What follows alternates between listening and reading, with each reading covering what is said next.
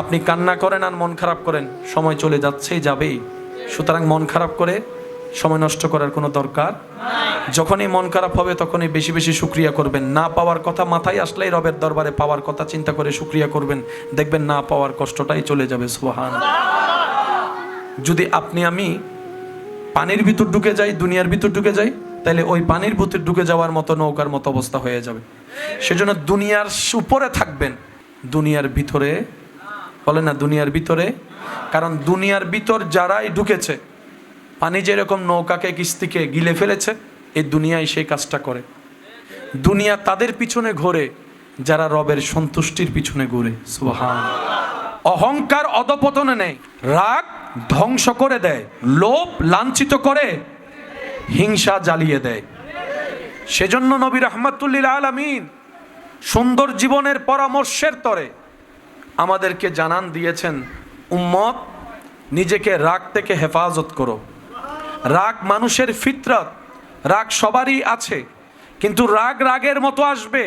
রাগকে তুমি লাই দিও না, পাত্তা দিও না, সুযোগ দিও না।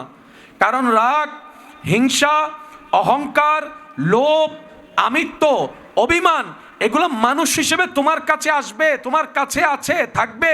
কিন্তু এগুলাকে যদি তুমি সুযোগ দাও, এগুলা তোমার উপরে এমন রাজত্ব করা শুরু করবে, রাগ এমন পর্যায়ে চলে যাবে, দুইটা কথা হলে আপন ভাইয়ের, রক্তের ভাইয়ের সাথে অনেক সময় দেখবা এমন কথা চলে আসবে, চিরতরের সম্পর্ক পর্যন্ত ছিন্ন হয়ে যাবে। এবার আওয়াজ দিয়ে আপনারাই বলুন, বর্তমানে হয় কি হয় না?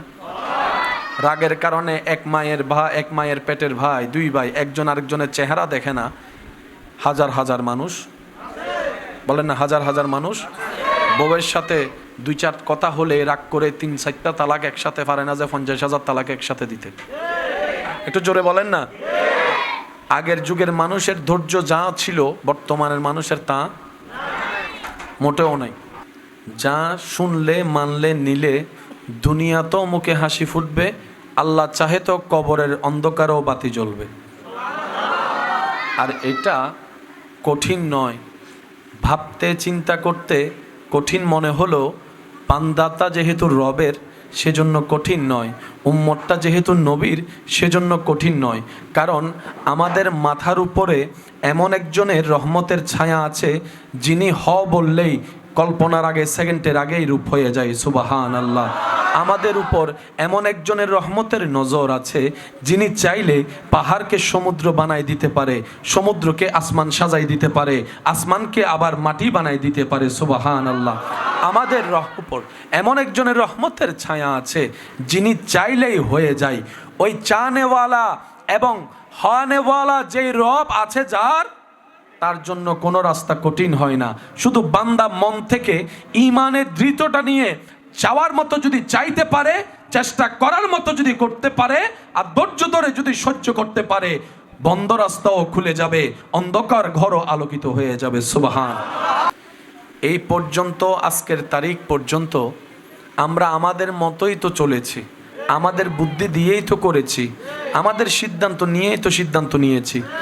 একটু যদি লাভ লোকসানের হিসাবটা করি, তাহলে লাভের অংশ কতটুক, লসটা কতটুক যদি একটু টান দিয়ে বের করি, প্রশ্নটা এতটুকুই, সুখের জন্যই তো করেছিলাম প্ল্যানিং, শান্তি পাওয়ার জন্যই তো সিদ্ধান্ত নিয়েছিলাম। কয়জন আছে সুখে, কয়জন আছে শান্তিতে? আছে? বলেন না রে ভাই, আছে? বাহিরে শান্তি? আমি বলবো না, আপনারা বলেন। বাহিরে শান্তি, রাস্তায় শান্তি, ব্যবসায় শান্তি, চাকরিতে শান্তি, কাজে শান্তি, মাঠে শান্তি, এমনকি ঘরের ভিতর শান্তি। আচ্ছা, ঘরটাও বাদ দেন, নিজের শোয়ার রুম, বেডরুমে, আমি কেন বলবো, আপনারা বলেন। বেডরুমে শান্তি, জামাইয়ের কাছে বউয়ের শান্তি, বউয়ের কাছে জামাইয়ের শান্তি, ভাইয়ের কাছে ভাইয়ের শান্তি। যে শান্তি পাওয়ার জন্য বন্ধু বানাইলাম, সে বন্ধু 2 দিন পরে চোখ উল্টাইয়া ব্ল্যাকমেইল করে। শান্তি কোথাও? আমি সবার মুখে শুনতে চাই, শান্তি কোথাও? এবার মানুষ যে যাই করে, যেভাবেই করে, শান্তি পাওয়ার জন্যই করে, সুখে থাকার জন্যই করে। চট্টগ্রামের আঞ্চলিক ভাষায় একটা কথা আছে, এত বেশি কিছু চাওয়ার নাই, 2 মুঠো ভাত খেয়ে শান্তিতে একটু ঘুমাতে পারলে যথেষ্ট হয়ে যায়, এর বেশি দরকার নাই। এই কথা প্রচলন চট্টগ্রামের আনাচে কানাচে আছে। তো শান্তিটা কোথায় সেটাই তো খুঁজলাম না, সুখটা কোন জায়গায় আছে সেটাই তো তালাশ করলাম না। আমরা এমন বোকার ঘরের বোকা, সুখদাতাকে নারাজ করে সুখের তালাশ করি, শান্তিদাতাকে নারাজ করে শান্তিতে থাকার স্বপ্ন দেখি, যার কারণে আমাদের চাওয়া পাওয়া জীবনটাই কুয়াশার মতো হয়েছে। দূর থেকে দেখা যায়, ধরতে গেলে আর পাওয়া যায় না। কিন্তু যারা বুদ্ধিমান তারা রবকে এমনভাবে খুশি করার মতো করেছে, ওনাদেরকে আগুনের সামনে রাখলেও ওনাদের চেহারায় প্রশান্তির হাসি দেখা যায়। সুবহান আল্লাহু আকবার। ইয়া রাসূল, উচ্চ আওয়াজে আকবার বলেন সুবহানাল্লাহ। হয় না? আরো জোরে বলেন। এবার বলেন, শান্তি সবার দরকার আছে না? বলেন। সুখ সবার দরকার, ভালো থাকা সবার দরকার। এটা কিন্তু বড় ছোট মানে না, মোটা চিকন মানে না, পুরুষ নারী বিভেদ করে না। শান্তি সবার দরকার। বলেন, শান্তি সবার দরকার। শান্তি, সুখ, ইজ্জত। আমি শুনি না, আরো জোরে বলেন। ইজ্জত, শান্তিতে ঘুম, হাসি মুখে চেহারা, ঘরে শান্তিতে থাকা, আত্মীয়র সাথে শান্তিতে মিলেমিশে থাকা, শান্তিতে মরারও ইচ্ছা সবার। পাই না কেন? নিতেই জানি না। আমি আমার দোষটা বলছি, আপনারা আপনার দোষটাকে একটু খেয়াল করেন। আমরা চাইতেও জানি না। আচ্ছা, সবাই তো সিরিঙ্গে একটা হতা আছে, হতে মাইলে ফিরে জামিলা বেগি নিবে, অনানটা হয় না? হইলে কেন মাতি হন না? হতে জামিলে কি মাইলে ফিরে নিবে না একটু, আর জামিলে নথাকতো। কখনো খেয়াল করছেন যে আপনি যখন নিজের জন্য খান, যেমন দুপুরে খাইছেন, রাত্রে খাইছেন, আগের দিন খাইছেন, আপনার খেয়ে পেট ভরছে কিন্তু আপনি খুশি হন নাই। সারাদিনে মানুষ যা খায় খুশি হয় না, কিন্তু বন্ধুকে খাওয়াইলে, কাউকে খাওয়াইলে, নিজের পকেটের টাকা দিয়ে 5 জনকে খাওয়াইলে দেখবেন খাওয়াটাও হয় কেমন যেন একটা খুশি খুশি লাগে। মেহমানকে খাওয়াইলে কেমন যেন একটা খুশি খুশি লাগে। ঘরে মেহমান আসলে মেহমানদারি করতেও কেমন যেন একটা শান্তি শান্তি লাগে। আসল সুখটা কোথায়? শ্রদ্ধার সাথে বলি, মনে রাখার চেষ্টা করবেন, নিজের জন্য করার মধ্যে সুখ নাই, আল্লাহর সৃষ্টির মুখে হাসি ফুটানোর মধ্যেই সুখ লাগাইতো আছে। কেউ হারতে চায় না, সবাই জিততে চায়, কারণ সবাই জিতার মধ্যে সুখ খুঁজে। যখন চিন্তায় আসে অন্যকে হারাবো, পিঠটা মাটিতে লাগাই দিব, আমি জিতে যাব, হাতটা উপরে যাবে, সবাই আমাকে নিয়ে বাবা করবে, সুখটা আমার, ইজ্জতটা আমার। সেই মানুষ যখন মামা হয়ে, চাচা হয়ে, ছোট্ট একটা বাতিজার সাথে যখন পাঞ্জা লড়ে, বড় চাচা 5 বছরের বাতিজা যদি পাঞ্জা লড়ে, জিতে কে? আমি বলবো না, আপনারা বলেন কে জিতে? কে জোরে বলেন, জিতেছে কে? অথচ চাচার 2 আঙ্গুলের সাথে পারবে বাতিজা? চাচাকে কি হারায় নাকি চাচা হেরে যায়? জোরে বলেন না, চাচাকে কি হারায় না হেরে যায়? তো এতদিন তো সুখ খুঁজেছেন জিতার মধ্যে, আমি জিতলেই সুখ। আজকে তো চাচার বাতিজার সামনে আপনি হেরে যে সুখটা পেয়েছেন এতদিন তো পান নাই। বাগিনার কাছে হেরে যে শান্তিটা পেয়েছেন এতদিন তো পান নাই। একটু কঠিন কিছুই নয়, বারবার বলছি, একটু চিন্তা ভাবনার পরিবর্তন আপনার কঠিন জীবনকে সহজ বানাই দিবে। আল্লাহ আমাদের সবাইকে একটু বুঝার তৌফিক দান করুন। দিন দিন কি মানুষের মেজাজ ঠান্ডা হচ্ছে না গরম হচ্ছে? আপনার একটু চতুর্পাশে খেয়াল করে দেখেন। কথার আগেই, আজকে থেকে 10 বছর আগেও যে অপরাধ মানুষ গোপনে করত, এখন ফেসবুকে লাইভ দিয়ে সেই অপরাধ করতেছে। আপনি যদি এটাকে মডার্ন মনে করেন, আমরা মডার্ন ভাবি, আমাদের চাইতে এই অধপতন আর কিছু হতে পারে না। আমাদের জীবন শান্তি করতে চাইলে অহংকার বাদ দিতে হবে। অহংকার বাদ দিতে হবে, লোভ, রাগ, অভিমান, আমিত্ব, এই 5টার সাথে শুধু আপনার জীবন অশান্তির বিষয় না, আপনার শরীরের অশান্তিও জড়িত। সেজন্য ডাক্তারের কাছে গেলে ডাক্তার একটা কথা বলে, টেনশন করেন না। আচ্ছা আপনারাই বলেন, বললে কি টেনশন কমে যায়? যিনি বলতেছেন টেনশন করেন না, ওনারও তো টেনশন। আপনার আমার ঘরে অশান্তি মানে ওনার ঘরে শান্তি। আমরা সবাই সুখের অভিনয় করি, সুখের জগতে কেউ নাই। মানুষের সামনে গেলে ওই 5 টাকার একটা বানোয়াটি হাসি সবার মুখে লেগে থাকে। প্রশ্ন তো এখানেই থাকে, মুখের হাসিটা তো ঠোঁটে দেখা যায়, মন থেকে হাসি কয়জনে হাসতে পারে? সেজন্যই তো বলা, পৃথিবীর মধ্যে যদি সুখী মানুষ দেখতে চান, রাস্তার একটা পাগলকে দেখেন, সুখী মানুষ দেখা হয়ে যাবে। পাগলের চাইতে সুখী মানুষ বলেন না রে ভাই, পাগলের চাইতে সুখী মানুষ? আমাদের গরমও প্রবলেম, শীতও প্রবলেম, আওয়াজ দেন। আমাদের খাইলেও প্রবলেম, না খাইলেও প্রবলেম। আমাদের 5 তলাও প্রবলেম, নিচের তলাও প্রবলেম। আর পাগলরে দেখবেন যেখানে রাখ, সুবহানাল্লাহ বলবেন না? অর্থাৎ যেই পাগল জাতিকে আপনি আমি 2 পয়সার দাম দিই না, অনেক দিক দিয়ে তারা আমাদের চাইতে অনেক গুণ এগিয়ে আছে। এবার পাগলের ভিতরে কোনো হিংসা, কোনো লোভ, আমি অরিজিনাল পাগলগুলার কথা বলছি, লোভ, অহংকার, হিংসা, ক্ষোভ, অভিমান, রাগ নাই। নিজের জগতে নিজে বাদশা, নিজের জগতে, একটু আওয়াজটা দিতে হবে, নিজের জগতে। সেজন্য পাগলের হাসি নিয়ে গবেষণা করে দেখে এর চাইতে সুন্দর হাসি বলে আর কোথাও খুঁজে পাওয়া যায় না, যেটা পাগলরা হাসে আর ছোট বাচ্চারা হাসে। ছোট বাচ্চার হাসি এমন মাধুর্য যে দেখে মন খারাপ ওয়ালার মনও ভালো হয়ে যায়। মাঝে মধ্যে ছোট্ট ছোট্ট বাচ্চারা যখন কিলকিলাই করে আওয়াজ করে হাসে, ওদের হাসি দেখে কান্না করা মানুষ পর্যন্ত কান্না থেমে যায়, দিলটা খুশি হয়ে যায়। বলেন না সুবহানাল্লাহ? এই হাসির মধ্যে কোনো ভেজাল আর আমাদের হাসিতে ভেজাল, ডাক্তারের হাসিতে ভেজাল, রোগীর হাসিতে ভেজাল, কারণ আমরা কেউ শান্তিতে। এবার আপনারা বলেন, এই সব বিষয়গুলো জানার বোঝার দরকার আছে না নাই? দিন দিন কি সংসার জুটতেছে না ভাঙতেছে? তাহলে জানার দরকার। দিন দিন ভাই ভাইয়ের সম্পর্ক লাগতেছে নাকি দূর হচ্ছে? তাহলে বোঝার দরকার। আর হাজার প্রবলেমের সমাধান যে এক জায়গায় পাওয়া যায়, এটার নামেই ইন্নাদ্দীনা ইনদাল্লাহিল ইসলাম।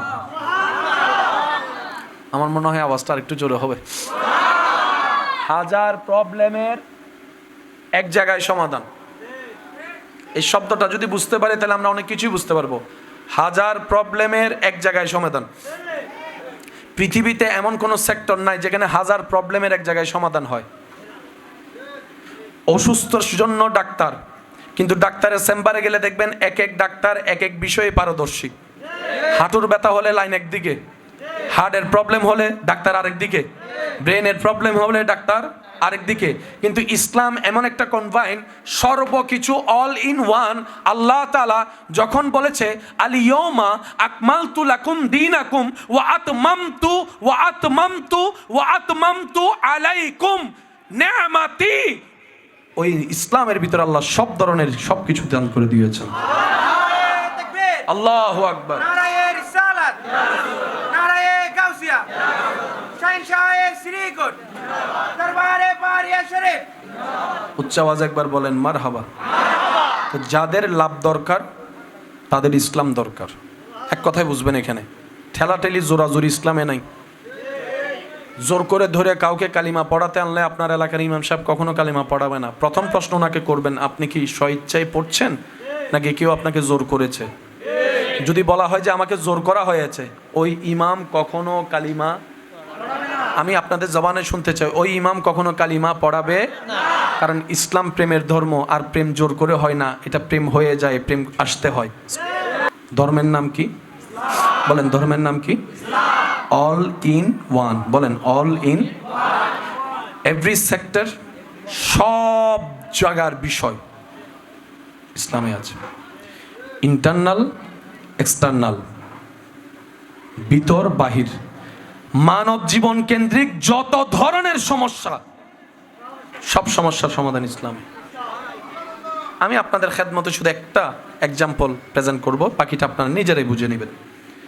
ইসলাম বলে ছোটরা বড়দেরকে কি করো? মাশাআল্লাহ, একটু জোরে বলেন। শ্রদ্ধা করো। একটা ছোট্ট শব্দ, আর কিচ্ছু না। বড়দেরকে নির্দেশ দিয়েছেন ছোটদেরকে স্নেহ করো। ছোটদেরকে কি করো? আমাদের জীবনে যদি বড় ছোটের ভিতরে এই দুইটা শব্দ চলে আসে, হাজার প্রবলেম সেখানে শেষ হয়ে যাবে। প্রত্যেকটা মানুষের ভিতর অপমান বোধ আছে না নাই? বন্ধু বন্ধুকে অপমান করলে 1 সেকেন্ডও দেরি না করে নাক ফাটাই দেয়। কিন্তু স্কুলে মাদ্রাসায় যখন টিচার শত ছাত্রের মাঝখানে আপনাকে কানে ধরে দাঁড় করাতে বলে, আপনাকে কানে ধরে দাঁড় হতে বলে বেঞ্চের উপরে, তখনও কিন্তু আপনার এখানে চলেছিল, অপমান লেগেছিল, কিন্তু কখনো কি শিক্ষকের সাথে বেয়াদবি করছেন? যেই জিনিসটা আপনাকে সেই দিন বেয়াদবি করতে দেয় নাই, এটার নাম আদব, এটার নাম শ্রদ্ধা।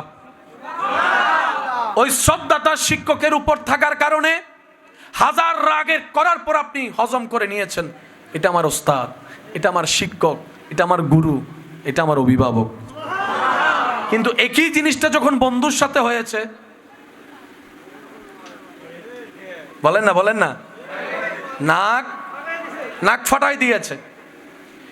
ইসলাম এমন ভাবে কাজ করে, একদম গোড়া থেকে একজন মানুষ যখন নবীর আদর্শকে সাথে নিয়ে ওইটাকে বিল্ড আপ করতে পারে, ওই মানুষটাই এলাকার জন্য সোনার মানুষ হয়ে যায়। সুবহানাল্লাহ। আল্লাহর ওলি এমনি মানুষ মহাব্বত করে না, ওনাদের ভিতর সেই সম্পদ আছে বলেই ওলিদের জন্য মানুষ এত শ্রদ্ধা, এত প্রেম, এত মহাব্বত। নিজের মানুষও নিজেকে এতটুকু মহাব্বত করে না, ওলিকে যতটুকু শ্রদ্ধা মহাব্বত করে। কথা বলেন ঠিক কিনা? আরেকটু জোরে বলেন ঠিক কিনা? ইমানদার ভাইরা, এতটুক কথা যারা বুঝতে পেরেছেন তারা একবার বলি মারহাবা। আরেকটু আস্তে। এবার আসুন দ্বিতীয় পার্টের মধ্যে যাই। আমার সাথে একটু রিপ্লে দিবেন, বলেন আল্লাহর কুদরত শব্দটার সাথে কম বেশি আমাদের সবার পরিচয় আছে, শুনেছি অনেকবার। আল্লাহর কুদরত, আল্লাহর কুদরত, আল্লাহর কুদরত আসলে জিনিসটা কি? মনে রাখার মতো এক কথায়, এমন কিছু বাস্তব ঘটনা যেটা কোনো মানুষের দ্বারা করা সম্ভব নয়। সুবহানাল্লাহ বলেন। এমন কিছু বাস্তব ঘটনা যেটা মানুষের পক্ষে করা, সাধারণ মানুষের পক্ষে সম্ভব, যেটা কেমনে হয় ব্রেনের বাইরে, কম্পিউটারের বাইরে, বিজ্ঞানের বাইরে, স্যাটেলাইটের বাইরে, নাসাও যেটার অস্তিত্ব কারণ কিভাবে হয় খুঁজে বের করতে পারে না। চোখ যেখানে থমকে যায়, হাত যেখানে সিলিন্ডার করে, ব্রেন যেখানে নিজেকে অপরাজিত বলে ঘোষণা করে, এটার নাম কুদরত। এটা কি প্যান্ডেল? বলেন এটা কি? কিসের উপর? এটা কি কুদরত? এটা কি কুদরত? এটা তো আমি চাইলে বানাইতে পারি। এটা কেমনে আছে সেটা সবাই জানে। সাউন্ড বক্সের আওয়াজ বের হচ্ছে, এটা কুদরত? আমার ভাই ভালো জানে কোন সুইচ দিলে কি হয়, এগুলো উনি এমনি, আমি করে দেখাতে পারবো না, উনি শুধু আঙ্গুল দিয়ে দেখাইতে পারবে। এটা ইগো, এটা বেস, এটা ইফেক্ট। ক্যামেরা কি কুদরত? বলেন না ভাই, ক্যামেরা কি কুদরত? ঘড়ি কি কুদরত? মাইক কি কুদরত? আপনার টেবিল কি কুদরত? সারা পৃথিবীকে আল্লাহ পাক ভাসিয়ে রেখেছেন কোনো প্রকার খুঁটি ছাড়া শূন্যের উপরে। এটা কুদরত। এটা কি? বলেন এটা কি? মেঘের গুচ্ছ ছিন্ন বিচ্ছিন্ন ছড়িয়ে ছিটিয়ে সব জায়গায় আছে। বৃষ্টির যখন টাইম হয়, সাদা মেঘ কালো হয়ে সব এক জায়গায় চলে আসে, মাঝখানে কোনো মেশিন নাই। এটা আল্লাহর। বলেন এটা আল্লাহ। এখানে বৃষ্টি হয়েছে কয়েকদিনের ভিতরে, বলেন না ভাই? ঘন্টা, 1.5 ঘন্টা, 2 ঘন্টা এমনভাবে বৃষ্টি পড়ে পুরা সিডাং ডুবি যাগি। আর সিডাঙ্গে কলা হতে মুরাদ ফুরমিদি ব্যাগে ফেসাব করলো, এটা সিডাঙ্গে নাই ভানলার কেন? সিডাঙ্গে তাইলে মাথো না, রোহিঙ্গে তাইলে চুপ করিতে হোক। হতে মুরাদ ফুরমিদি ব্যাগে ফেসাব করলো। আমাকে বুঝান কতটুক পানি পড়লে পানির বন্যা হয়? কি পরিমাণ পানি পড়লে জমলে পুরো রাস্তা ব্লক হয়? কত টন পানি আসলো কোত্থেকে? বৃষ্টি থেকে। এবার বৃষ্টিটা আসলো কোত্থেকে? মেঘ থেকে। আপনারাই বলেন, আপনার ঘরে আমার ঘরে পানি থাকে কোথায়? টাঙ্কিতে। পানি থাকে কোথায়? এই হাজার হাজার লিটার পানি বৃষ্টি হয়ে যে পড়লো, মেঘের ভিতরে এতগুলা বিমান গেছে, কোনোদিন তো টাঙ্কির সাথে বাড়ি খাই নাই। ঠিক বললে সোয়াব পাবেন কিনা জানি না, সুবহানাল্লাহ বললে সোয়াব আছে। আরো জোরে বলেন। বৃষ্টি পড়লো কোত্থেকে? মেঘ থেকে। বলেন কোত্থেকে? মেঘের ভিতরে টনে টনে লিটার লিটার পানি, হাজার হাজার লিটার পানি আছে না নাই? কিন্তু একটা টাঙ্কি ছাড়া যিনি পানি মজুদ করে রাখে, ওই রাখাটাকেই বলে কুদরত। যিনি রাখেন তিনিই হচ্ছেন খালেক। আরো জোরে বলেন। আচ্ছা, এই মেঘের ভিতর পানিগুলা কোত্থেকে গিয়েছে? পানি বিজ্ঞানীদের যেটা নিদর্শন আমাদেরকে ওনারা জানান দিয়েছেন, সেখান থেকে নেওয়া বলা। এই পানিটা ওখানে জমা হলো কিভাবে? আমার ভাইয়েরা বলে যে সূর্যের তাপ যখন সাগরে পড়ে, সূর্যের তাপ যখন, এই গরম তাপের কারণে পানিটা জলীয় বাষ্প হয়ে, কোনো পাইপ, কোনো জেনারেটর মেশিন, কোনো লাইন, এটাই রবের কুদরত।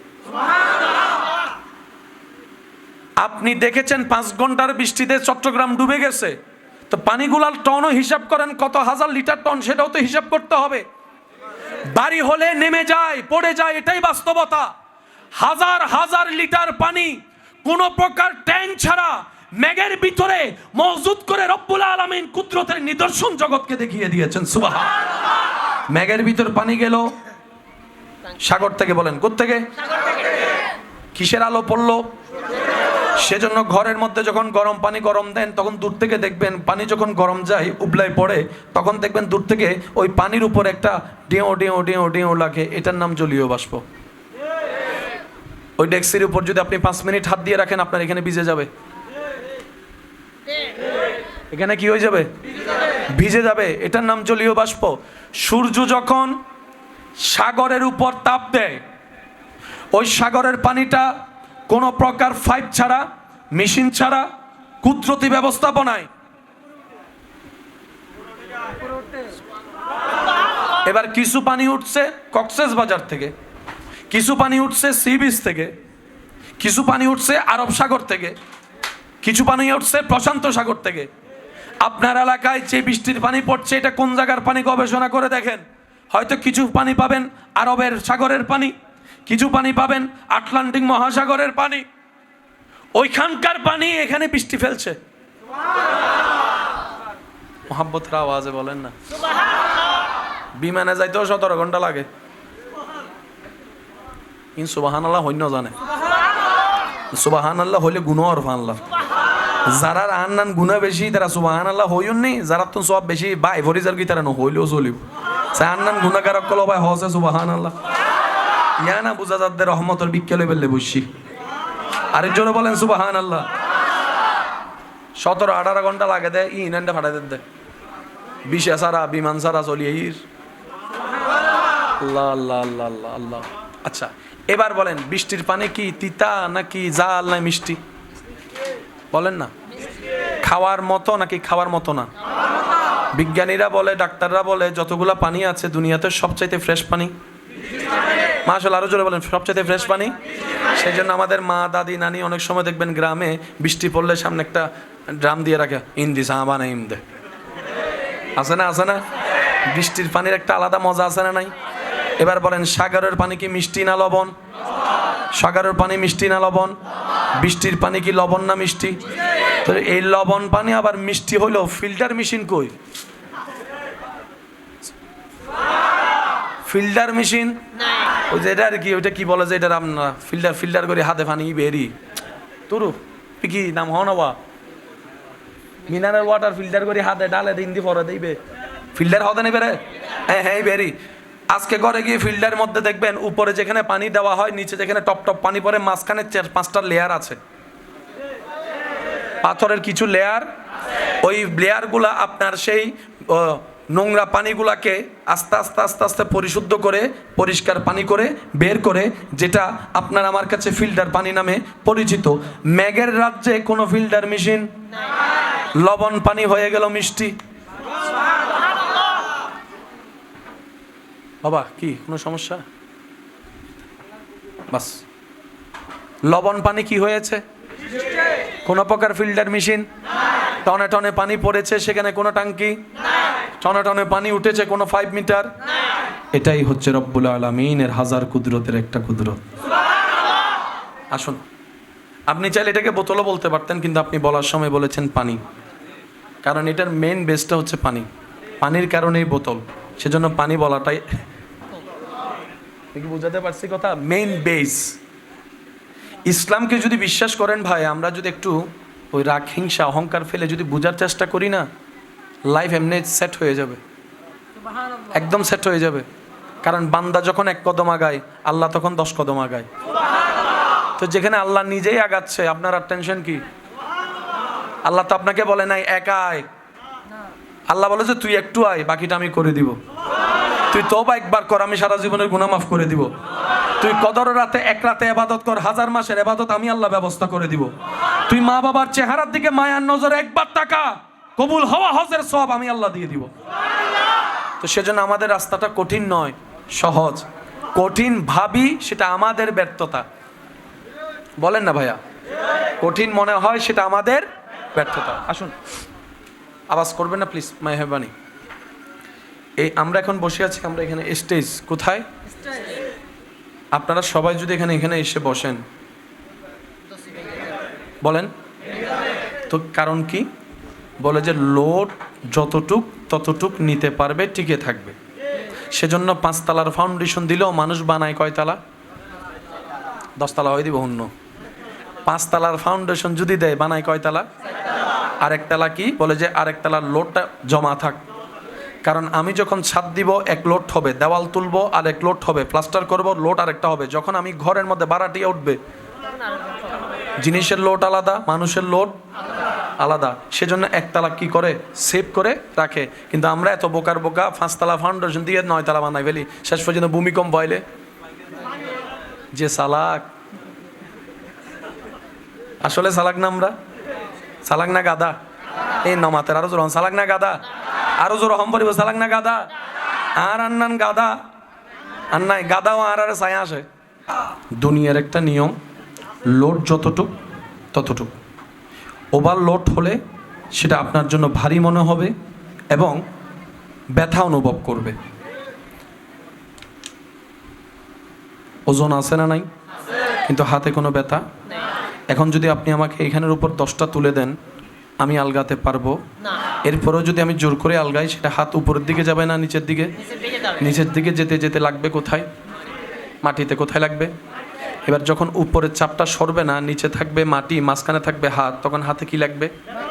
জোরে বলেন, হাতে কি লাগবে? এই নিয়ম কি এখানকার জন্য না সবার জন্য?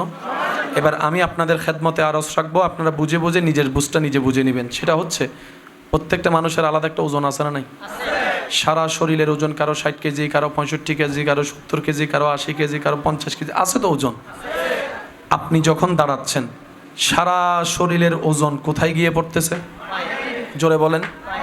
এই পায়ের তালার মধ্যে ওজন পড়ে কি পড়ে না? সত্যি করে বলেন তো, এই 80 কেজিওয়ালা মানুষও যদি দাঁড়ায়, পায়ের তলার মধ্যে দাঁড়ানোর কারণে কি কোনো ব্যথা লাগে? আরো জোরে বলেন, আরো জোরে বলেন। না। এবার সে পায়ের পুরা ওজনটা, সারা শরীরের ওজনটা আপনার যে পায়ের গিরালি আছে, এই গিরালি হয়ে কিন্তু পায়ের তলায় পড়তেছে। গিরালির মধ্যে কোনো ব্যথা লাগে? আচ্ছা, সেটা তো বাদ দিলেন। এই যখন হাঁটেন তখন ওজন কি আরো কমে না বাড়ে? যখন দৌড়ান তখন কি ওজন কমে না বাড়ে? দৌড়াইলেও তো ব্যথা লাগে না? আপনার পায়ের এই গোড়ালি থেকে উপর পর্যন্ত যে 80 কেজি ওজন, পুরো 80 কেজি ওজন নিয়ে যখন আপনি দৌড়াচ্ছেন, পায়ের উপর পড়তেছে, কই পা তো ভেঙে পড়ে নাই? পুরা শরীরের ওজন কত? 80 কেজি। এই ছোট্ট একটা পায়ের উপর 80 কেজি ওজন চলতেছে, পা তো ভেঙে পড়ে নাই। আপনি যদি 80 কেজি ওলা এখানের উপর রাখেন, এটা তো। বিজ্ঞানীরা যখন চিকিৎসা বিজ্ঞান গবেষণা করে দেখে মানবের পায়ের গোড়ালির মধ্যে, ওনারা দেখে অবাক হয়ে বলে, এই কারুকাজ, এই সিস্টেম পৃথিবীর পক্ষে সম্ভবপর নয়। একজন স্রষ্টা আছে যিনি এই সৃষ্টিটাই করেছেন। আল্লাহর কুদরত। বলেন বলেন, আল্লাহর চুল ডেলি ডেলি বাড়ে, বড় হয়? চুল বড় হয়? মোজ বড় হয়, দাড়ি বড় হয়। ঠিক এইভাবে যদি ভ্রু বড় হইতো,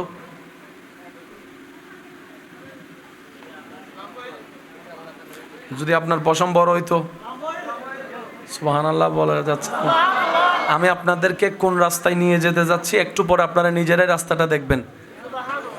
আগে আমাকে রাস্তাটা একটু পরিষ্কার করতে দেন, কারণ যে রাস্তা দিয়ে যাব সেই রাস্তার মধ্যে, যে রাস্তায় যাব সেই রাস্তার মধ্যে প্রেমিকের একটু আশেকদের দরকার একটু বেশি। চোখওয়ালারা চোখ দিয়ে ঝগড়া করতে ব্যস্ত, প্রেমিকরা ইশক নিয়ে ব্যস্ত। তো সিদ্ধান্ত আপনার, ঝগড়া করে সময় নষ্ট করবেন নাকি প্রেম রাজ্যের মধ্যে বিচরণ করবেন, যার যার ব্যক্তিগত ব্যাপার। তবে মনে রাখবেন, সাধারণ মানুষের 1 লাখ বছরে যে রাস্তা পার হতে পারে না, একজন আশেক চোখের পলকেই। জীবন চলার পথে দেখবেন আমরা ওই পান থেকে চুন খসলেই মেজাজ আউট অফ কন্ট্রোল হয়ে যায়। অনেক সময় তো নিজের ছেলে মেয়ের উপর, বাচ্চাদের উপরও রাগ দেখাতে, অবুঝ বাচ্চার উপর রাগ দেখাতে আমাদের দ্বিধাবোধ হয় না। অথচ বাচ্চাগুলো ভালোও বোঝে না, খারাপও বোঝে না, কিন্তু মেজাজ যখন ওটা ইচ্ছা মতো দেওয়া শুরু করে। আল্লাহর একজন প্রিয় বান্দা নদীতে নৌকা পার হয়ে যাচ্ছেন এক দিক থেকে অন্যদিকে। ওই নৌকাতে কিছু ছেলে, যুবক ছেলে বসা ছিল, যারা অন্যরকম খারাপ বিহেভ করতেছিল। একজন বুজুর্গ বয়স্ক মানুষ দেখলে তো সম্মান করার কথা, দুষ্টামি থাকলেও দুষ্টামি চাপাই রাখার কথা। কিন্তু আমাদের মধ্যে কিছু কিছু আছি আমরা এমন, যে লাজ লজ্জা বলতে কিছু নাই, আদব ভদ্রতা বলতে কিছু নাই, বড় ছোট মানতে চাই না, ঠিক কিনা? এটা আসলে আমাদের অধপতন, আমাদের ব্যর্থতা। তো ও আল্লাহওয়ালা ওনার সাগরিদ ছাত্রদেরকে নিয়ে ওই নৌকাতেই পার হচ্ছেন অন্য পারে, যে নৌকার মধ্যে কয়েকজন যুবক মিলে বন্ধু বান্ধব নিয়ে যথেষ্ট বেয়াদবি এবং দুষ্টামি করছিল। তখন ওই সাগরিদ ওই আল্লাহওয়ালা ব্যক্তিকে বললেন, হুজুর, এই পর্যন্ত আমি যতবার দেখেছি আপনার একটা দোয়া আল্লাহ ফেরত দেয় নাই, আপনি যাই দোয়া করেছেন আল্লাহ কবুল করেছেন। সুবহানাল্লাহ। হুজুর, ওদের বেয়াদবিগুলো আমার পছন্দ হচ্ছে না, আমার রাগ চলে আসছে, ওদের এই বেয়াদবিগুলো আমার সুন্দর লাগছে না। হুজুর, আপনি তাদের জন্য একটু বদদোয়া করেন যেন তারা ধ্বংস হয়ে যায়। আল্লাহওয়ালা বললেন, বাদ দাও না। সে কিছুক্ষণ পরে তিনি আবার বললেন, উনি বললেন, বাদ দাও না। ওই সাগরিদ আবার বলে, সময় সময় ওরা বেয়াদবি আরও বাড়তেছে। এবার আল্লাহওয়ালা হাত তুলছে, আল্লাহর দরবারে হাত তুলে যখন হাত তুললেন, সাগরিদ মনে করলেন এই বুঝি বদদোয়া শব্দ জবান থেকে বের হবে। এবার আল্লাহওয়ালা হাত তুলে বললেন, ইয়া রাব্বাল আলামিন, তোমার এই বান্দারা দুনিয়াতে যেমন হাসি খুশি আছে, পরকালেও তাদেরকে হাসি খুশি থাকার ব্যবস্থা করে দিও। সুবহানাল্লাহ। আল্লাহ, তারা এরকম যেরকম বন্ধুরা মিলেমিশে আনন্দ করছে, আল্লাহ তাদেরকে পরকালেও তুমি এরকম আনন্দে থাকার, মিলেমিশে করে একসাথে থাকার জান্নাতে একটা ঘর করে দিও। যেখানে সবাই আশা করছে বদদোয়া করবে, আল্লাহওয়ালা সেখানে ওনাদের জন্য শান্তির দোয়া শুরু করলেন। এদিকে আল্লাহওয়ালা ওনাদের পক্ষে শান্তির দোয়া, কল্যাণের দোয়া করলেন। ওদিকে রব্বুল আলামিনের দরবার থেকে রহমতের মঞ্জুরি হয়ে গেল। এদিকে রহমতের মঞ্জুরি হয়ে যাওয়ার সাথে সাথে তাদের অন্তরের মধ্যে কল্পনার বাইরে পরিবর্তন হওয়া শুরু হয়ে গেল। কল্পনার বাইরে পরিবর্তন হওয়া শুরু হয়ে গেল। যে বুঝটা মানুষ হিসেবে বোঝা দরকার, সামনে একজন মুরব্বী বসে আছে, আমি বেয়াদবি দুষ্টামি করলে মানাই না, ওই বুঝ আসা শুরু করলো, লজ্জাবোধ আসা শুরু করলো, নিজের ভিতর অপরাবোধ জাগা শুরু করলো। এবার ওই বাচ্চাগুলা, ওই ছেলেগুলা দুষ্টামি যারা করছে, তাদের উপর আল্লাহর এমন রহমত হয়েছে, তারা অবচেতন মনে নিজের ভুল স্বীকার করার জন্য আল্লাহওয়ালার কাছে এসে বললেন, হুজুর, আমাদেরকে মাফও করে দেন, আমাদের জন্য আপনি একটু দোয়াও করেন, আজকে থেকে আমরা আপনার সাথেই আছি আল্লাহর পথে। সুবহানাল্লাহ। আল্লাহওয়ালাদের চিন্তাই ভিন্ন, কর্মই ভিন্ন। কারণ ওনারা যে সমস্ত জায়গায় আমরা আটকিয়ে আছি, ওনারা সেগুলো আল্লাহর রহমতে ধৈর্য দিয়ে, সহ্য দিয়ে, এবাদত দিয়ে, নফল এবাদত দিয়ে, রিয়াজত দিয়ে, সাধনা দিয়ে ওনারা সেগুলো আল্লাহর রহমতে পার হয়ে গিয়েছেন। বলেন না সুবহানাল্লাহ। কত ভালো লাগে আমার নাম, আরো ভালো লাগে নবীর দরুদ সালাম। কত ভালো লাগে আমার নাম, আরো ভালো লাগে নবীর সালাম, নবীর দরুদ সালাম, নবীর দরুদ আল্লাহুম্মা সাল্লি আলা সাইয়্যিদিনা মুহাম্মাদিন আল্লাহুম্মা সাল্লি আলা সাইয়্যিদিনা মুহাম্মাদিন। উচ্চ আওয়াজ একবার বলেন মারহাবা। আল্লাহর কুদরত শব্দটা মনে আছে? যেটা মানুষের কল্পনার বাইরে। এটা আল্লাহর, বলেন এটা আল্লাহর। আল্লাহর হাজারটা কুদরতের একটা কুদরতের নাম নবীর মেরাজ।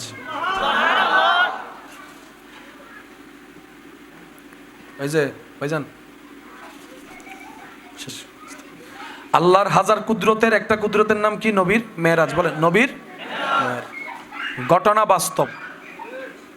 কেমনে হয়েছে আপনার আমার বুঝ জ্ঞানে আসবে না, এটা আমাদের বুঝ জ্ঞানের বাইরে। কম্পিউটারের, বিজ্ঞানের, ইন্টারনেটের, সায়েন্সের, এটা আল্লাহর কুদরতের অংশ। আর আল্লাহর কুদরত যেখানে আসবে, মুসলমানের কাজ হচ্ছে কোন প্রকার দাড়ি কমা ছাড়া মেনে নেওয়া। এটার নাম মুসলমান। এখানে কোনো দাড়িও নাই, কমাও নাই। আল্লাহ বলে যে আমি করছি, আমরা বলো জি আল্লাহ আমরা মানছি। আর একটু জোরে বলেন। ডাক্তাররা গবেষণা করে, পরীক্ষা করে কত কিছু বাইর করছে, হার্ট, কিডনি, এমন তেমন রূ পাইছে? রূ আল্লাহর কুদরত। আরো জোরে বলেন। পৃথিবী অনেক উন্নত হয়েছে, কিন্তু এখনো পর্যন্ত কারো রক্ত লাগলে আরেকজন রক্তদাতাকে খুঁজতে হয়। এক ফোঁটা রক্ত এখনো পর্যন্ত কেউ বানাতে, এক ফোঁটা রক্ত কেউ বানাতে, ফুতুল বানাই ফেলছে। হাঁটে চলে সব করে, একজনে যায় বলে যে ঠিক আছে, এত যখন করে তার একটু ফেসাব করতে কর। ফুতুলের একটু কি করতে বলে? বলেন বলেন বলেন, আরো জোরে বলেন, আরো জোরে বলেন। প্রস্রাব যে কত বড় নিয়ামত, যাদের প্রস্রাব আটকায় আছে তাদেরকে জিজ্ঞেস করেন। আমাদের কাছে তো এগুলা কোনো কিছুই মনে হয় না, মামুলি মনে হয়। সেজন্য আল্লাহ পাক রব্বুল আলামিন বলে, বান্দা ওয়াশকুরু লি ওয়ালা তাকফুরুন, শুধু আমার শুকরিয়াটা করিস, অস্বীকার করিস না। যাই দিব তাই নিয়ে শুকরিয়া করিস। এক আল্লাহওয়ালাকে জিজ্ঞেস করা হচ্ছে, হুজুর সুখ কি? উনি উত্তর দিয়েছেন এক কথা, এই একটা কথার ভিতরে সব কথা বলে ফেলেছেন যেন। উনি বলছেন, আল্লাহ তোমাকে যা দিয়েছে সেটার উপর শুকরিয়া করার নামই হচ্ছে সুখ। হুজুর ধ্বংস কি? ধ্বংস কি? উনি বললেন, লোভ করা, অহংকার করা, হিংসা করা, আমিত্ব করা, এগুলাই হচ্ছে ধ্বংসের কারণ। এই দুইটা কথার ভিতর যেন পুরো জীবন চিত্র সামনে চলে এসেছে। আল্লাহ আমাদেরকে একটু বুঝার, আমল করার, চেষ্টা করার, নিজেকে পরিবর্তন করার অন্তর থেকে তৌফিক দান করুন। আর একটু মহাব্বতের আওয়াজে, হাজার কুদরতের একটা কুদরত নবীর মেরাজ। এক রাতে এত কিছু ভ্রমণ করে আসলো, হাউ ক্যান পসিবল? চোখ বলে অসম্ভব, হাত বলে অসম্ভব, ব্রেন বলে, জোরে বলেন, ব্রেন বলে, কম্পিউটার বলে, বিজ্ঞান বলে, ইন্টারনেট বলে, নাসা বলে, স্যাটেলাইট বলে, ওনারা সবাই, আমরা সবাই যারা আছি, ওনারা বলে ইটস কোয়াইট ইম্পসিবল। শুধু ইম্পসিবল না, কোয়াইট ইম্পসিবল, এটা অসম্ভব। রব বলে যে সেজন্যই তো তোদেরকে বলি, কোরআনটা শুধু পড়িস না, অন্তর দিয়ে, চোখ দিয়ে বুঝে শুনে পড়িস। এবার নবীর মেরাজের আয়াতটা সূরা বনী ইসরাইলের 1 নম্বর আয়াত, যেটা 1000 বার শুনেছেন, শুধু স্মরণ করাই দিলে আপনাদের মনে পড়ে যাবে। আপনাদের স্মরণ করার নিমিত্তে উলামা ইকরামের দোয়া নিয়ে বলা। কোরআনের মাধুর্যটা কত সুন্দর। মেরাজের আয়াত আল্লাহ সূরা বনী ইসরাইলে বলেছেন 1 নম্বর আয়াতে। একটু জোরে বলেন। সেখানে আল্লাহ আয়াত শুরু করছেন কি দিয়ে, আপনারা একটু খেয়াল করবেন। সুবহানাল্লাযী আসরা বিআবদিহি লাইলাম মিনাল মসজিদিল হারামে ইলাল মসজিদিল, মাশাআল্লাহ, ইলাল মসজিদিল। মাহফিলও তাইলে লাভ কি বুঝুন না, এইলে লাভ দেরি এনে সত্যি করে হন চাই। সূরা হওয়া মুখস্থ আছে, টেলি টুলি এর 3-4 500 হয় না? আচ্ছা, আমি কিছু ফরিদ দি চাই, আই আর মুকুত লইরা অনারতন ফরম পড়িব। ইন্নাল্লাহা ওয়া মালাইকাতাহু ইউসাল্লুনা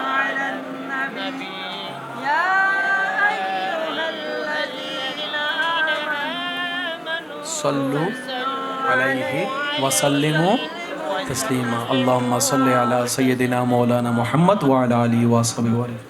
সত্য করে হনসে বুগো তাত্রা হিবে কি হনদিন কোরআন শরীফ সাই মুখস্থ করছেন না অন্য মাথায় এই আস্তে আস্তে বসতে বসতে উনতে উনতে সুবহানাল্লাহ আইন ওয়া মা আরসালনাকা ইল্লা ডাইরেক্ট কারিশা বন্নান ফরতে দেখুন না আর একখানা জোরে হন না আর একখানা জোরে হইলে সুন্দর হইতো তো এ লাভই নেরি আয়ুন দে বইন দে বসুন দে এ লাভই নেরি এন হলে তুই শিখে নই তুই এনটা 10 জনের মধ্যে ভরে শিখিবলি আল্লাহ ইল্লা আরো শিখিবে তৌফিক দাও এই কিপটক কলা আমিন না হদারও জোর হম পরিব তো মহাব্বতের আওয়াজ হনা আমিন। আল্লাহ আমাদের সবার মহাব্বত কবুল করুক। এবার আয়াতটা খেয়াল করবেন নবীর মেরাজ সুবহানাল্লাযী আসরা বিআবদিহি লাইলাম মিনাল মসজিদিল হারামে ইলাল মসজিদিল মাশাআল্লাহ মিনাল মসজিদিল আকসা। আমাদের জীবন চলার পথে কোনো ঘটনা ঘটলে আমরা কিছু শব্দ দিয়ে সেটাকে বিশ্লেষণ করি। আমি শুধু বলবো, বাকিটা আপনারা নিজেদের থেকে বলবেন। আমরা যদি কাউকে সুন্দর দেখি, সুন্দর চেহারা, দেখতে সুন্দর লাগছে দেখে আমরা কি বলি? আমি কিন্তু বলি নাই, আপনারা বলতেছেন। স্যার বলেন তো কি? এবার আমি সিচুয়েশন বলবো, কি বলার দরকার সেটা আপনারা নিজেদের থেকে বলবেন। আপনারা যেটাই বলবেন আমি সেটা নিয়ে আগাবো। আমি নিজেদের থেকে আপনাকে চাপাই দিব না। বাচ্চাটা দেখতে অনেক সুন্দর, মাশাআল্লাহ, যাক পেট ভরে খাইলাম। হ্যাঁ বলেন, আপনারা বলেন, আমি শুনি নাই। মানুষটা মারা গেছে রে। হ্যাঁ সি সি সি সি সি সি সি সি আস্তাগফিরুল্লাহ। আর কি বললেন? নাউজুবিল্লাহ। ভাইয়া জানেন, বাপ ছাড়া তো সন্তান দুনিয়াতে আসে না, কিন্তু আল্লাহ যখন চেয়েছে বাপ ছাড়া ঈসা নবী দুনিয়াতে চলে আসছে। হ্যাঁ হ্যাঁ কি? আরো জোরে বলেন। আপনি এই জায়গায় মাশাআল্লাহ বলেন নাই কেন? কারণ আমরা এতটুক জানি কোন জায়গায় কোনটা বলতে হয়। সুবহানাল্লাহ সেখানেই বলা হয় যেখানে এমন কিছু সামনে আসে যেটা আল্লাহর কুদরতের সাথে সম্পর্ক। এবার সুবহানাল্লাহ কোন শব্দটা বলেছি আমরা? আরো জোরে বলেন, আরো জোরে বলেন। সুবহানাল্লাহর সাথে আশ্চর্য অলৌকিকতার একটা সম্পর্ক আছে না নাই? এবার আল্লাহ কোরআনে নবীর মেরাজের আয়াতটা যেটা শুরু করছেন সেটা কি দিয়ে শুরু করছেন একটু খেয়াল করেন। সুবহানাল্লাহ সুবহানাল্লাহ সুবহানাল্লাযী আসরা বিআবদিহি লাইলাম মিনাল মসজিদিল হারামে ইলাল মসজিদিল আকসা। রব বলে এক রাতে অল্প সময়ে মক্কা থেকে আকসা কিভাবে গিয়েছে। বিমান রকেট যেত যেখানে সময় লাগে, সেখানে সেকেন্ডে কিভাবে ভ্রমণ করেছে। এটাই তো তোদের জানতে চাওয়া প্রশ্ন, বিবেকের মধ্যে অবাক করে।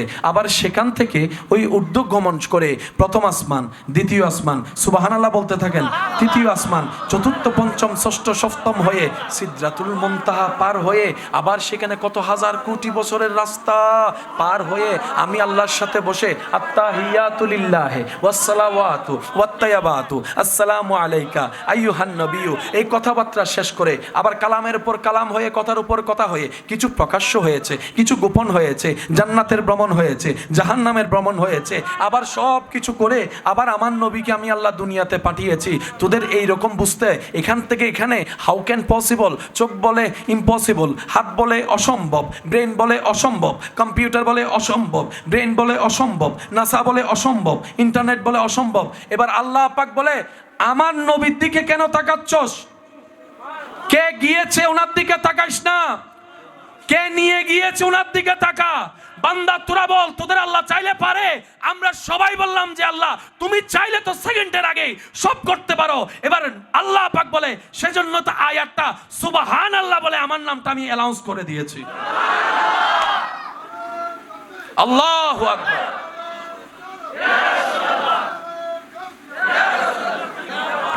रहमत वाला आया नबी है, रहमत वाला आया नबी है। धूम मची है, धूम मची है, सबाई रहमत वाला आया नबी है। धूम मची है, धूम मची है। মহাব্বতের আওয়াজ একবার বলেন সুবহানাল্লাহ। সেজন্য মনে রাখবেন ইসলাম কোরআন হাদিস পড়ার চাইতে বেশি বোঝা দরকার। কি দরকার বলেন, কি দরকার? রমজান মাসে আমরা সারাদিন কি খাই নাকি না খাই? আচ্ছা, আমরা না খেয়ে থাকলে আল্লাহ লাভ কি? আমরা খাইলে আল্লাহ লস কি? আল্লাহ আমাদেরকে না খাওয়ার রোজা দিলেন কেন? একটু বিজ্ঞানকে প্রশ্ন করেন, আপনাকে বিজ্ঞান জানাবে 12টি মাসের মধ্যে অন্তত প্রত্যেকটা মানুষের 1 মাস খাবার কমায় দেওয়া উচিত, ক্ষুধার্ত থাকা উচিত। WHO সংস্থা, বিশ্ব স্বাস্থ্য সংস্থা নিয়ে যারা কাজ করেন, ওনাদের গবেষণায় বলে প্রত্যেকটা মানুষের 12 মাসের মধ্যে অন্তত 1টা মাস ক্ষুধার্ত থাকা দরকার। যেটা এখন বলছে মানুষের জন্য দরকার, ইসলাম সেটাকে রোজা বলে, সোম বলে অনেক আগে থেকে আইন জারি করে দিয়েছে। আমরা যখন নামাজে দাঁড়াই, আল্লাহু আকবার, শুনি না আরো জোরে, রুকুতে যখন যাই আল্লাহু আকবার, মাথা, পিঠ, কোমর যদি আমরা করতে পারি, কারণ আমরা বেশিরভাগ মানুষ মানে শিকার নগরত দেয় আর রুকুন মেয়ে কি মাথা ফিট সমান তা না? হ্যাঁ, কেয়া নতা উত্তর নেই। মাথা ফিট সমান করতে গেলে এই জায়গা টান হাইলে ব্যথা লাগে। ওমা তো নো তো আরও বেরিলে করি ফেলাই নাই ফাল্লার এন্ডায় নাই ফানলার হারা হইম তুই এতে যাও না স্যার রুকুটা দাও আবার ইম ভিডিও নগরজু না হদ্দি ইতারে দিতার না ইতা বইও স্যার রুকু যাও না ইয়ত ইতারা ভিডিও করি বোধ ওয়া মোবাইল রাখো না বাজান। হ্যাঁ উকি ফিরি দ হ্যাঁ বরাবর মোটামুটি ওই না নয় আর আসলে ইল্লে করে দিই না আর এক কেন ব্যথা না হয়ে গেল। ঠিক আছে, ধন্যবাদ। বিজ্ঞান বলে মানুষ যদি পারফেক্টলি রুকু করে, তার ব্যাক পেন, হাঁটু, ব্রেন, হার্ট সব কিছু রক যখন টান খায়, শরীরের হাড়ের রগের জন্য অনেক উপকারী হয়ে যায়। এবার সে বান্দা যখন আল্লাহু আকবার বলে রবের দরবারে নিজের সর্বোচ্চ দামি জায়গা মাথাটাকে ঝুঁকায় দেয়, হার্ট যখন তার উপরের দিকে থাকে, হার্ট উপরে, মাথা, যদি কষ্ট না হয় একটু বলি, হার্ট, মাথা, মাথার ভিতর ব্রেন আছে, ব্রেন। এবার হার্ট যখন এভাবে হয়, রক্ত সঞ্চালন ব্রেনের মধ্যে ভালো হয়, এই ব্রেনটার জন্য উপকারী হয়ে যায়। সুবহানাল্লাহ। রব্বুল আলামিন শুধু আমাদের সওয়াব কামানোর নামাজ দেননি, বরং শরীরের উপকারের জন্য, বেনিফিট পাওয়ার জন্য, ভিতরগত বাহিরগত কল্যাণ পাওয়ার জন্য আল্লাহ তাআলা আমাদেরকে নামাজের মতো একটা ইবাদত দিয়েছেন। সুবহানাল্লাহ। আর সেই নামাজকে আল্লাহ তাআলা 24 ঘন্টা দেননি। সুবহানাল্লাহ। কারণ 24 ঘন্টা ব্যায়াম করা যায় না। আপনারা বলেন 24 ঘন্টা ব্যায়াম করাই যায় না। ব্যায়াম করার জন্য আলাদা কিছু সিস্টেম থাকে। যারা ওয়ার্কআউট করে তাদেরকে দেখবেন ঘন্টা, 1.5 ঘন্টা, 2 ঘন্টা পর্যন্ত ওয়ার্কআউট করে। এই 5 ওয়াক্ত নামাজকে যদি আপনি টাইমের মধ্যে কাউন্টিং করেন, দেখবেন 1 ঘন্টা 10-20 মিনিটের মধ্যেই হয়ে যাচ্ছে। সেটাকে আল্লাহ তাআলা এমনভাবে ভাগ করে দিয়েছেন, ফজরের জন্য যতটুকু দরকার 4 রাকাতের ব্যবস্থা করে দিয়েছেন। জোহরের শরীরের জন্য যতটুকু দরকার সেই রাকাতগুলো আপনার সামনে এনে দিয়েছেন। আসরের জন্য যতটুকু বেনিফিট, মাগরিবের জন্য যতটুকু উপকার, এশারের জন্য যতটুকু করলে আপনার দেহের ওয়ার্কআউট হবে, পারফেক্টলি ভাবে হজম শক্তিও হবে, রক্ত সার্কুলারও ভালো হবে, শরীরের ফিটনেসও ভালো থাকবে, হার্টের অবস্থাও ভালো থাকবে, ব্রেনও সুস্থ থাকবে। ঠিক সেভাবে রাকাতকে আল্লাহ তাআলা সবিন্যাস করে দিয়েছেন যেন বান্দার জন্য দুনিয়ারও উপকার হয়, আখিরাতেরও সওয়াব হয়। সেজন্য বলা হয় সর্ব উপকার যে ধর্মে, এটার নাম ইসলাম। আমাদের দুর্ভাগ্য কোথায়, আমরা ফ্রি পাইছি তো। মার হলুত্তুন ফরিমত্তর আজানুন্নি তো হয়েছে না মাতে মার হলুত্তুন ফরি কিনি দি এতলাই ফ্রি ভাই দিয়ে যাচ্ছে গেলাম ইডে নাই ফ্রি জিনিসুর না মাতে ফ্রি জিনিসুর ফ্রি যদি আইফোনও দেয় তখন ভালাই কি খবর নাই। আর নিজের টিয়া দিয়ে যদি 3000 টিয়া দুঃখ বাঙ্গা সাইডও কিনে এবার 10 বার মোছে কিনি দিয়ে হষ্ট করি টিয়া জমায় এত লারা মুরব্বী কলক ডাইলেক্ট মারে বাপর টলত বই হত তো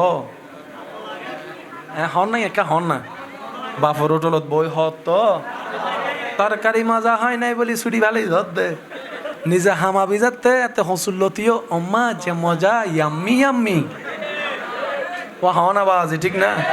আরো জোরে বলেন ঠিক কিনা? একটা কথা চিরবাস্তব মনে রাখবেন, মেনে নেওয়াটা আসলে বুদ্ধিমানের কাজ। একটা কথা যেটা চিরবাস্তব, মেনে নেওয়াটা কষ্টের হলো মেনে নেওয়া দরকার। সেটা হচ্ছে এই পৃথিবীতে কেউ কারোর জন্য প্রয়োজনীয় না, কেউ কারোর জন্য অপরিহার্য না। বিশ্বাস করেন যেদিন আপনি আমি মারা যাব, চোখটা চিরতরে বন্ধ হবে, সেই দিনও এই পৃথিবীতে ব্যস্ততা ঠিকই থাকবে। এমনকি আপনার আমার ঘরে যেখানে আপনার আমার লাশটা রাখা হবে, সেখানেও মানুষ আপন ব্যস্ততায় থাকবে। হয়তো কারো মোবাইলের মধ্যে বিজনেসের কল আসবে, উনি বিজনেসের কলটার কথা বলবে, হয়তো সামনে না বললো একটু পিছনে গিয়েও হলো বলবে। কেউ বা জিজ্ঞেস করবে জানাজার টাইম কয়টায়, আবার টাইমটা শুনে অনেকে আবার রাগও দেখাতে পারে, একটু তাড়াতাড়ি করলে কেন ভালো হয়, আমাদের দূরের পথে যেতে হবে। অনেকে বলবে আগামীকাল সকালে আমাকে একটু মিটিং আছে কিংবা ওই জায়গায় যেতে হবে। অথচ এই মানুষটাকে দুনিয়ার চোখে শেষবারের মতো দেখার সুযোগ আর দেখার কোনো সুযোগ নাই। আল্লাহ চাহে তো হয়তো হাসরের ময়দানে দেখা হলেও হতে পারে, এছাড়া দুনিয়াতে আর দেখার কোনো সুযোগ। মানুষটা মারা গেলে দেখবেন মানুষের ব্যস্ততাও খুব বেড়ে যায়, সব কিছুতে তাড়াহুড়া করে। কেমন জানি এটাই প্রমাণ হয় এই মানুষটাকে কেউ আর পৃথিবীতে রাখতে চাচ্ছে না, মাটির উপর রাখতে চাচ্ছে না। একটু দেরি হলেই মানুষ বিরক্ত বোধ প্রকাশ করে। একদিন এই কাজটা আপনাকে আমাকে নিয়ে করা হবে, দূরের মানুষ করবে না, সে চিরচেনা পরিচিত চেহারাওয়ালা মানুষগুলাই করবে, আপনরাই করবে। আর ওনারাও না করে কোনো উপায় নাই, কারণ মানুষ যখন মারা যায় শরীরের পরিবর্তন হওয়া মিনিটে মিনিটে শুরু হয়। যদি শরীরের বেশি পরিবর্তন হয় এই পৃথিবী সেই দুর্গন্ধ সহ্য করতে পারবে না। সেজন্য বেশিরভাগ মানুষ তাড়াহুড়া করে বাধ্য হয়ে কিছু করার নাই। এই বাস্তবতা মনের মধ্যে মানিয়ে বসিয়ে ফেলা ভালো। এই পৃথিবীতে আসলে আপন বলতে কেউ নাই, আপন বলতে কেউ নাই, প্রিয় বলতে কেউ নাই। আমরা অনেক ক্ষেত্রে, বেশিরভাগ ক্ষেত্রে দুনিয়ার চোখে প্রিয়জন কারো হতে পারি নাই, হতে পারবো না। এটাই বাস্তব, এটাই সত্য, এটাই চিরসত্য। কথা বলেন ঠিক কিনা? এই বাস্তবতা আসবে একদিন। আজকে আমরা যারা অন্যেরটা দেখছি, একদিন আমাদেরটা মানুষ দেখবে। আজ দেখছি একজন সাদা কাপড় পরে খাটিয়াতে শুয়ে আছে, কয়েকজন মানুষ কাঁধে করে নিয়ে যাচ্ছে। এই দেখাটাই আমাদেরকে স্মরণ করিয়ে দেয় সেই কথা, আজকে তুমি অন্যেরটা দেখছো যে একদিন অন্যকে দেখেছিল, আজকে সে ওই জায়গায় শুয়ে আছে। আজকে তুমি দেখছো, একদিন তুমি এখানে শুয়ে থাকবা, আরেকজন দাঁড়িয়ে দাঁড়িয়ে তোমার যাওয়াটা দেখবে, শেষ চিরবিদায়টা দেখবে। সেজন্য অন্তরে যদি ভালোবাসার স্থান দিতে হয়, সেই চিরসত্য ভালোবাসাকে জায়গা দেন, মহাব্বতকে জায়গা দেন। যে মহাব্বত আপনার দুনিয়াতেও তৃষ্ণা মিটাবে, হাসরের ময়দানও তৃষ্ণা মিটাবে, কবরকেও আলোকিত করবে, জান্নাতে যাওয়ার রাস্তাটাও সহজ করে দিবে। সুবহানাল্লাহ। আর সেই মহাব্বত হচ্ছে বান্দা হিসাবে রবের জন্য, রবের প্রেমে পাগল হওয়া, আর উম্মত হিসাবে নবী রহমাতুল লিল আলামিনের প্রেমে পাগল হওয়া। বলেন সুবহান।